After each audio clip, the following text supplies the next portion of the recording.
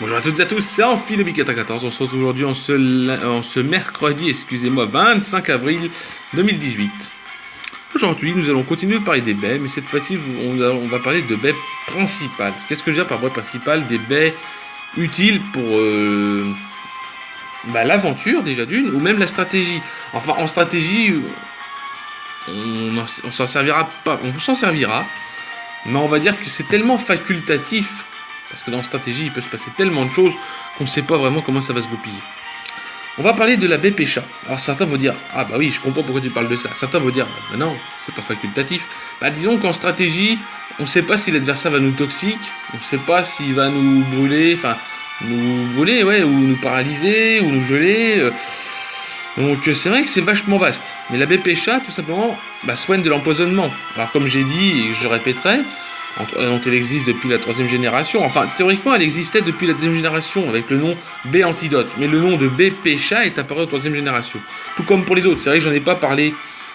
J'en ai pas parlé parce que tout simplement, je n'ai pas pensé. Mais c'est vrai que oui, j'aurais dû vous le dire. La B Pécha s'appelait la B Antidote.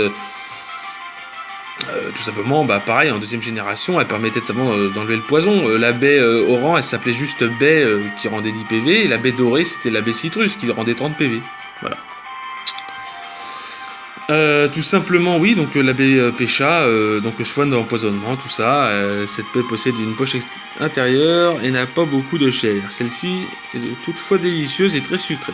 Donc c'est très bon pour la santé, apparemment. Si on en mange. Et pour les Pokéblocs, par contre, malheureusement, je peux pas vous en dire plus. On peut toujours se renseigner sur Ruby, Saphir, Émeraude. Je vais vite faire regarder, mais je suis pas là pour des Pokéblocs. Ouais, vous voyez, on n'en parle même pas. Enfin, on doit en parler, mais j'en trouve pas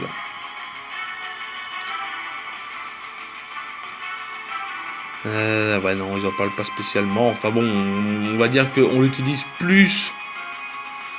On l'utilise plus pour enlever le poison avec recyclage, comme j'ai dit, bien que les objets tels que recyclage, c'est rarement utilisé sur les baies Pécha. Voilà. Je vais aussi vous parler de la baie Widia. Alors la baie Widia, c'est pareil. C'est même, on va dire, l'une des baies la moins utilisée parce que ça marche contre le gel. En fait, ça soigne du gel. Le problème, c'est que le gel, c'est tellement facultatif, mais encore plus que le toxique ou la parax, ou même la brûlure. Le problème du gel, c'est que ça peut arriver à tout moment, mais c'est très rare. Parce que le Pokémon qui gèle sont des Pokémon glace, et le Pokémon glace n'a pas un type très avantagé.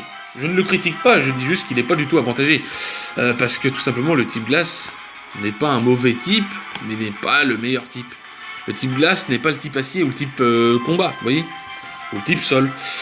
Donc le type sol n'est pas non plus avantagé, mais voilà, c'est ce que je veux faire comprendre. Mais ouais, la baie Widia, c'est tellement facultatif qu'on jouera plus la baie Prine au lieu de la baie Widia, ou même la baie Pécha, on jouera plus la baie Prine. La baie Prine, on sait qu'on est plus tranquille, on sait que si jamais on subit un problème de statut, hop, la baie Prine s'active et on est tranquille.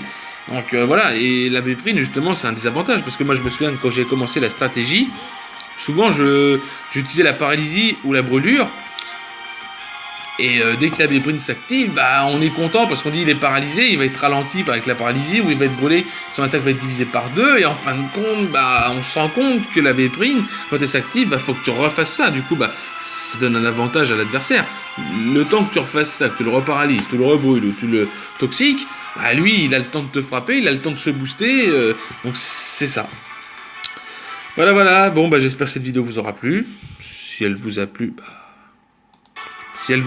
continuez à regarder les vidéos. Sur ce, je vous souhaite à tous une agréable journée, soirée et matinée. Et je vous dis bye tout le monde. Et c'était Amphilobi94. Voilà. Sur ce, bye tout le monde.